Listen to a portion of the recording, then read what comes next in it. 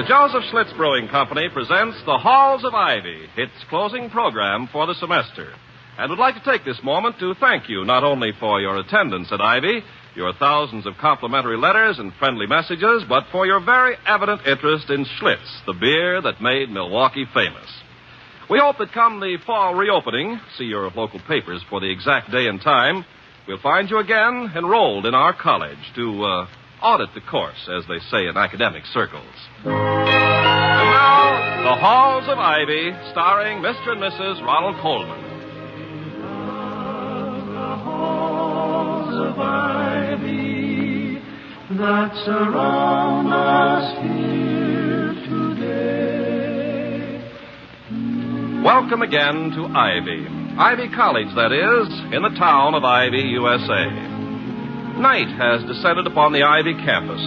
The athletes have surreptitiously stubbed out their last illegal cigarettes of the day. The weary professors have settled down with their restoration novels or gone to Western movies.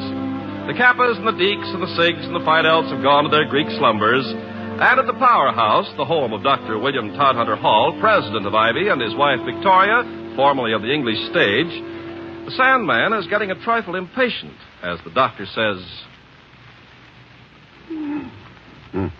You still awake, Victoria? I'm sorry, darling. Did the light waken you? Can't you sleep? I'm about to. I've been turning a problem over in my mind, looking for a solution. I think I've found it. That's fine. Good night, darling. Good night. Do you know Annie Belle? Hmm? Do you know Annie Belle? How does it go? It's not a song, it's a girl. That's fine. Sleep well, darling. Thank you. You too. She's the problem. That's fine. Pleasant dreams. Same to you. I found her in tears this afternoon in front of the administration building. I introduced myself and asked her what the matter was. Guess what she said? Who? Annie Belle. How does it go? She said she was graduating from Ivy High this summer and that she'd applied for admission to Ivy College and been accepted. And now her father won't let her attend. Well, why not? Well, he doesn't seem to believe in higher education. She's heartbroken, but he refuses to budge. Well, that is a problem. You say you have a solution? An excellent solution. What is it? I'm putting the entire matter in your hands. Good night. Good night. In my hands. Victoria, what have I to do with it? What have I to do with Annie Belle? Who? Annie Belle. How does it go? Vicky, I can't interfere in a family relationship. No, but she's a brilliant student. You're always saying how much you want brilliant students at Ivy. Yes, but I can't go about capturing them with butterfly nets. Well, Toddy, she wants so very much to be one of us. And her father's so dead set against her going to college. You should hear the things he says. What does he say? If it's anything you can repeat to my unsophisticated ears. He says Ivy is overrated. The faculty members are crackpots. You are a pantywaist. The governors are knuckleheads. The curriculum's a batch of junk. Yes, that's enough, Vicky. That's enough. Pantywaist? What's her name? Annie Belle? Yes. Her father is Ira Belle. Ira... Oh, you mean the member of the Ivy City Council? Yeah, that's the one.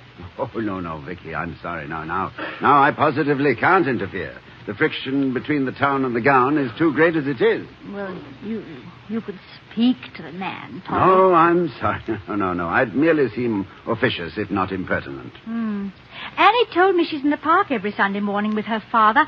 Why not chat with him tomorrow when we're out walking the dog? No reason at all. Except we haven't got a dog.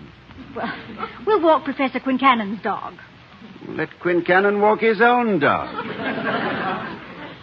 Or vice versa. It's large enough.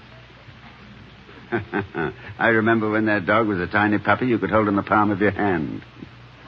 Now the only way he can be distinguished from a large horse is that horses almost never try to sit on your lap. No. I want nothing to do with Quincannon's dog. They're all away for the weekend, and I promised to look after the animal. So please say you'll speak to Mr. Belle, Toddy. Well, let me think about it, Victoria. I'll decide during breakfast, all right? I suppose so. Good night, darling. Good night. Panty-waist, indeed.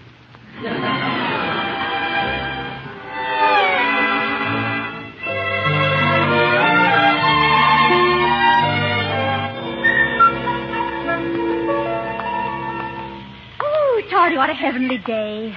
Smell the grass. Yes, lovely. Now, where is that animal? Oh, chasing butterflies, I suppose. The last... Oh, there's Annie. Well? No, over there, on the bench. Is that her father? Yes, that's Councilman Belle. Vesuvius Belle. I thought it was Ira. Now, Vesuvius is his nickname. He's the Mauna Loa of the Ivy Council. Constantly in eruption. Well, wish me luck. I'm about to take the bell by the horns. Yeah, indeed. Good morning, Mr. Bell. Morning. Victoria, may I introduce Mr. Mr. Bell? Mr. Bell is on the Ivy City Council. How do you do, Mr. Bell? Yeah. Meet my daughter. Annie, Dr. and Mrs. Hall. He's president of Ivy.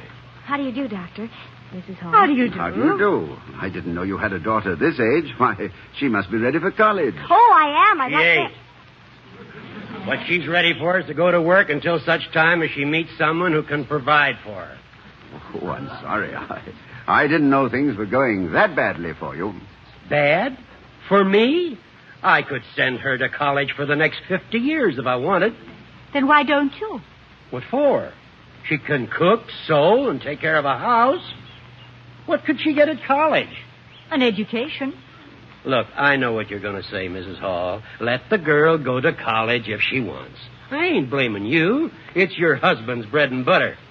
But I see it as a waste of time. Not worth a buffalo nickel. Well, I'm sorry you think so, Mr. Bell. Let's change the subject. That your dog?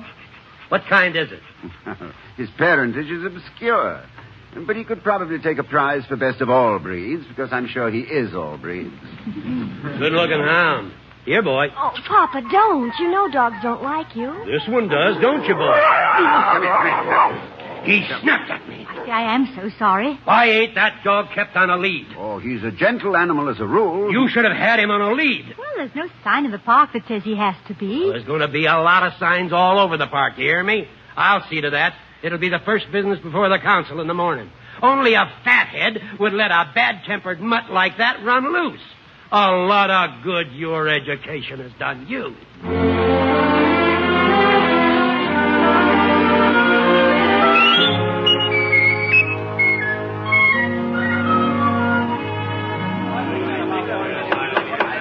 Gentlemen. Now, is there any new business? Mr. Chairman. Mr. Bell. Yesterday in the park, a dog running loose come along and took a nip at me. That's a threat to the safety of everybody in town.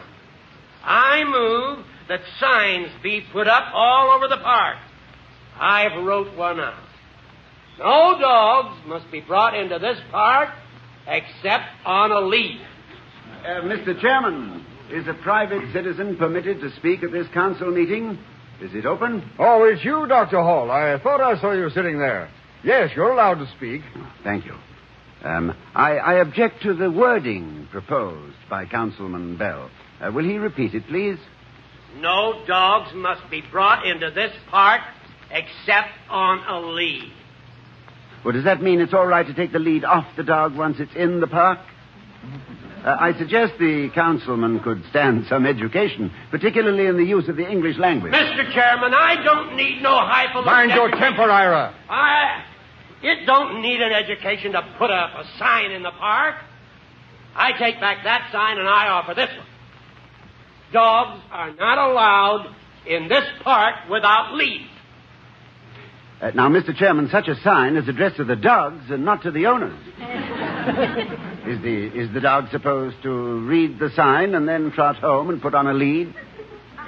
Councilman Belle's education Will you seems to please me leave my education out of Order! this thing? Order in here! Order! Mr. Chairman, here's one he can't object to. Owners of dogs are not allowed in this park unless they keep them on leash.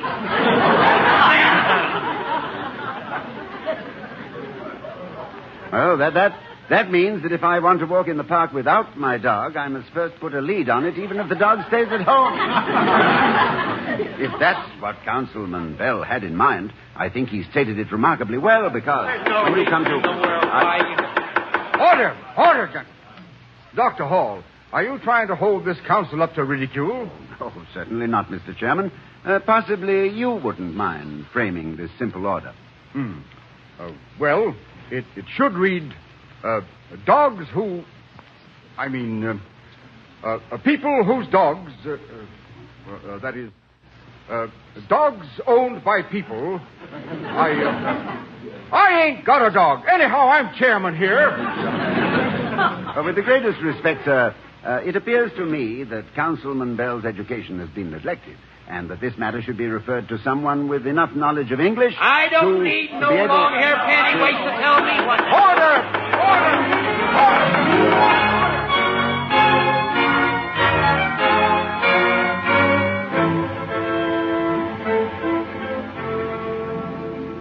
I'll make him squeal if it's the last thing I do. Oh, Papa, stop pounding the table. The coffee will spill Nuts all... to the coffee. Would you like me to make up a sign for you? Oh, so you're on Hall's side.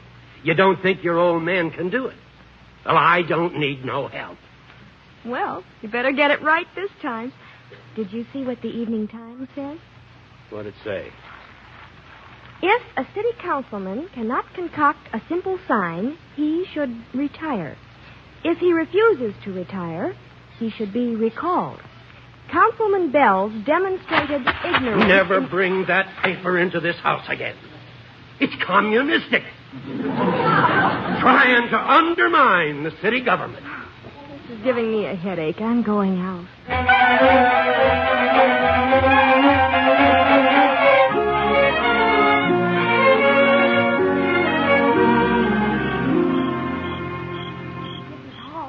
Yes? Who is it? Annie Belle. May I see you for a moment? Oh, of course, my dear. Come up on the porch. Hello, Dr. Hall. Hello, Annie. I'm glad you came by. We were thinking about you. Oh? You know, it occurred to us during dinner that you might have to bear the brunt of the strong feelings unleashed at the council meeting this morning. Are you all right? Yes, thank you. I'm all right. You're quite sure? Oh, yes. But Papa isn't so good. His pride's awful hurt. Well, I had no idea when I started all this that it would have such consequences. I'd like to speak to your father, Annie, and ask him if we couldn't settle this matter without You'll any... speak to him, all right. What's cooking around here anyway? I figured you'd come here, Annie. You go on straight home. Now, Mr. Bell, just a moment. Don't go, Annie. I ain't interested in nothing you got to say. Yes, but don't let your temper interfere with your good sense, man. I want to talk to you about calling this whole thing off. Call it off? Yes. Have you any idea of the results of this morning's council meeting? My mail is full of letters, crackpot and otherwise. I've been deluged with requests to appear on television shows. Well, it's your own fault for meddling. Oh, I'm not the only sufferer, and it's even begun to affect public welfare. Do you know that crossing the square today we saw fist fights? Two men bludgeoning each other over a difference in opinion as to the correct wording of the sign. That sort of thing can spread, you know. I am sincerely sorry, Belle, that I permitted a slight annoyance to get the better of my judgment.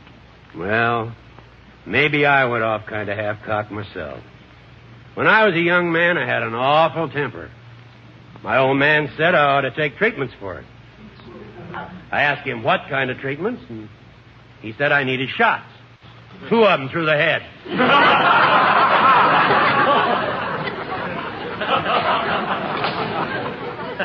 Well, what do you suggest? Simply that I will not be at the meeting tomorrow. You can then say that you feel the matter of signs in the park should be dropped. And in 24 hours, the whole thing will be forgotten. You sure you won't be at that meeting? I promise. You know, all of this started through a sincere desire on my part to point out the advantages of a good education for your daughter. She's a fine girl, Mr. Belle. The real thirst for knowledge. I'm amazed that a man of your means would stand in her way, but, as you say, she knows how to cook, sew, and keep house, and that's enough. Until the right man comes along to take care of her. Well, the right man has come along. Vicky, don't you think it's time for Annie to go to work? Yes. Mr. Bell, your training has fitted Annie for one thing, if nothing else, and we'll be very happy to take advantage of it. Annie? Yes, Mrs. Hall? Will you do something for me? Anything. Then I want you to come and take care of us. Cook, sew, do all the housework. Naturally, we will pay you fair wages. My daughter? Why, you... You've trained her well, Mr. Bell. And, Annie... Yes, sir? This way, in your spare time, you could work your way through college. As your maid? Yes. Now, if your father wants to know what's cooking, tell him you are.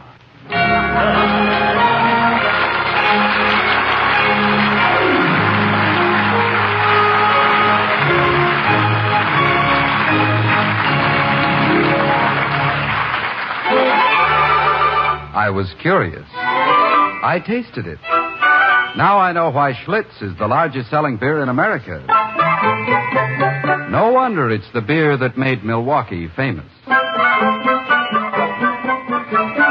We'll return to the halls of Ivy, starring Mr. and Mrs. Ronald Colman in just a moment. But first, let's hear from a man who got a wrong number that turned out all right. It was one of those hot, humid evenings last week, and I was slouched in a lounge chair on the terrace trying to get cool when the telephone rang. I glanced over at Mary, but she had that ladies be seated look that wives get, so I climbed out of my chair and went inside to answer the phone. The party on the other end said, "Mr. Edmonds, we'll have that order of yours out to you in a few minutes. I just want to check and see whether you wanted your case of Schlitz beer cold or not." "Well, I'm sorry," I said. "I think you have the wrong number. My name is Moran, and the phone number is 2076M. But, say, could you have one of those cases dropped off at my place? And I'd like mine cold." Well, he took down my address, thanked me for the order, and hung up. When I returned to the terrace, I just told Mary it was the wrong number. A few minutes later, the delivery truck pulled up.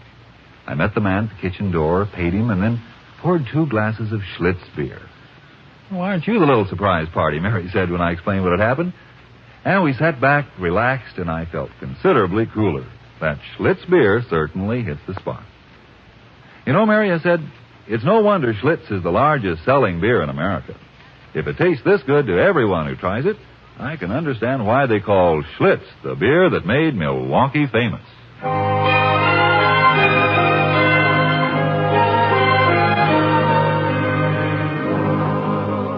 halls of ivy that surround us here today.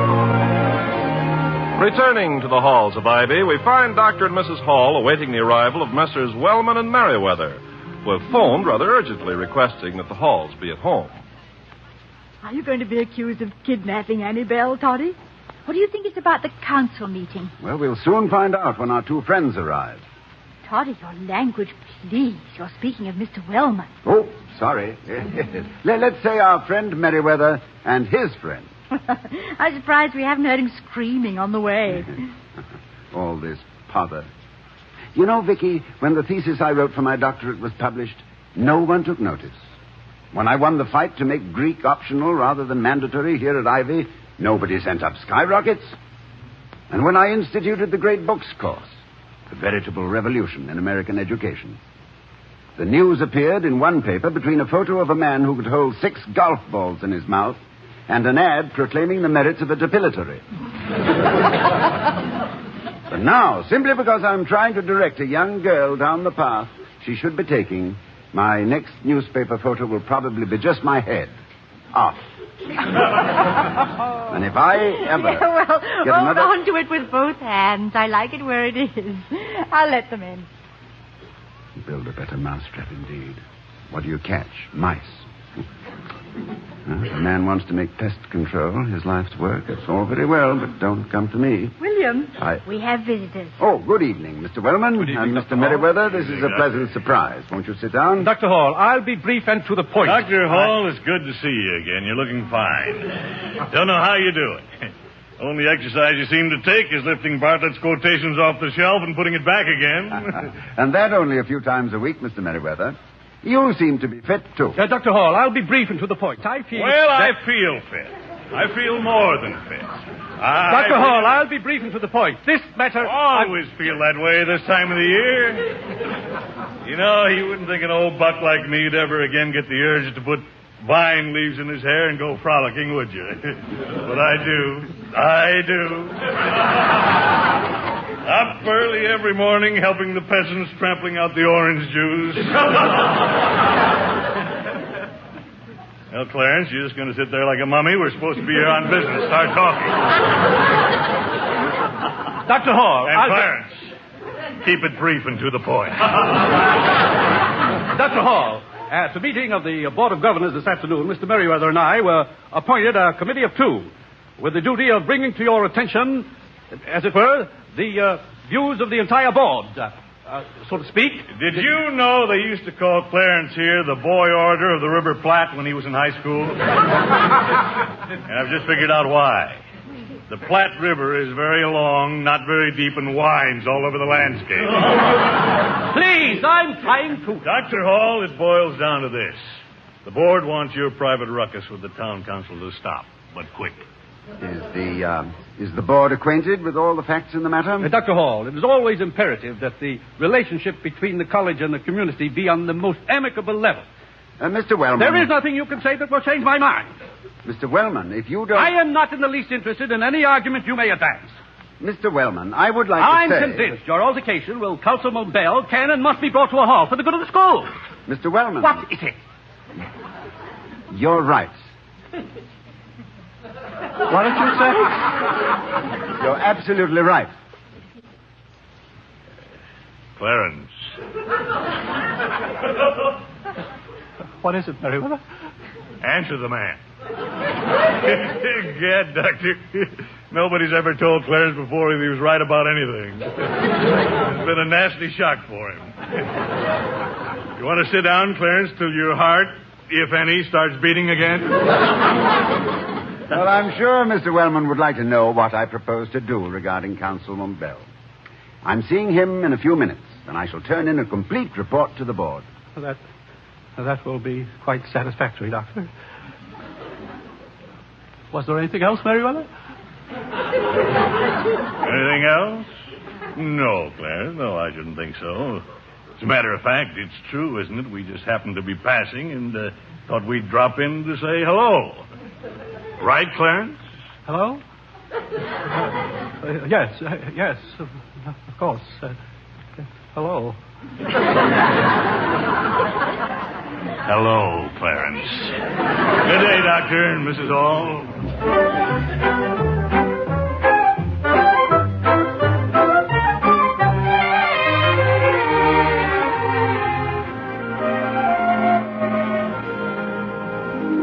I'm glad you stopped by, Mr. Bell, now that the excitement's over.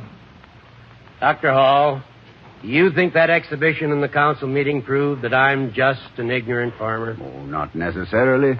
I think, however, it did prove that you were not equipped to meet me or anyone at Ivy in a contest which called for educational ground rules. If you were embarrassed, it was because you issued a challenge to an opponent in a heavier division. Well, believe me, I've heard plenty about it. Everybody in town has been pulling my ears. Well, and I'd like to make a confession to you, Mr. Bell, about that sign in the park. Yeah? What about it? Well, I was being intentionally picayune about it. I doubt if there is any way to write such a sign that could not be criticized. So it was just a trick to teach me a lesson. No. Well, I've been an obstinate man all my life. Only time I'm really licked is when I find out the other guy's right. That don't happen very often. It did this time. And your daughter? Why should she have to work her way through college just on account of her old man's stubbornness? Well, I think that's a very generous way to look at it. Not generous at all. I got plenty of money. When you're wrong, you got to pay off. So long, Doctor. Keep an eye on Annie. I will, Mr. Bell. Good day. And come again. Ooh, there was such an absolute silence in here, I couldn't help coming in. I thought you'd killed each other. On the contrary, my dear, everything is peaceful. We both hit the sawdust trail, saw the light, and are now walking together, hand in hand, into the sunset. And while the golden sun is slowly sinking into the western hills, you can sing me the last verse of Annie Belle. How does it go? The iron hand has been lifted. Now, when the right man comes along, she can not only sew and cook and make the beds, she can assault him with rhetoric and calculus. I hope I haven't ruined an otherwise happy marriage. I don't think so, Toddy. Well, after all, I could read and write, and we've been happy. But I can still write. In fact, I've written the perfect sign for the park. You have? Sure, it's easy. What does it say? It says, children and dogs welcome in this park under any and all circumstances. Now, why couldn't I have thought of that?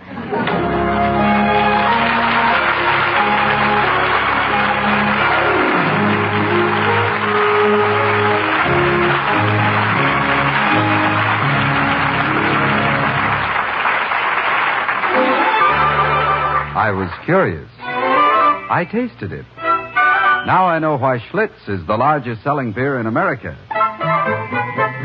No wonder it's the beer that made Milwaukee famous.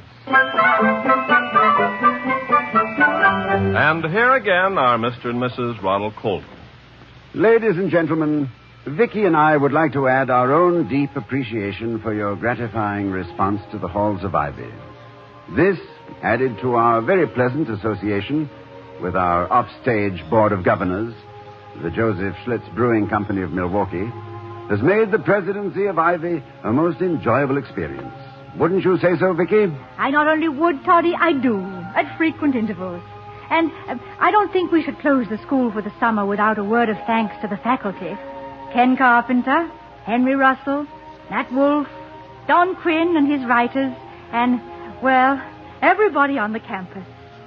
Now then, can you think of a graceful little phrase to bow out with, William? Well, I might quote another William who could. As Prospero says in The Tempest, our revels now are ended.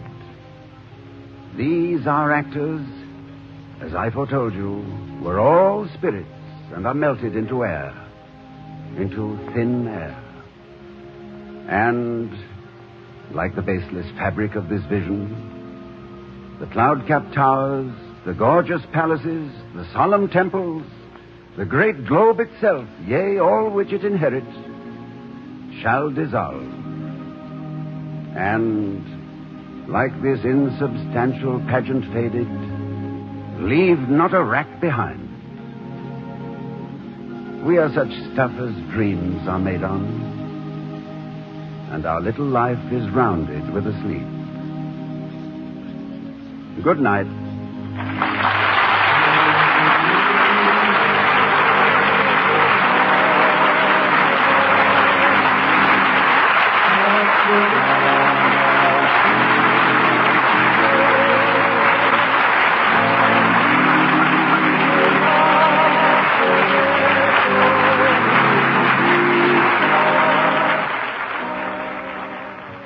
The preceding program was transcribed.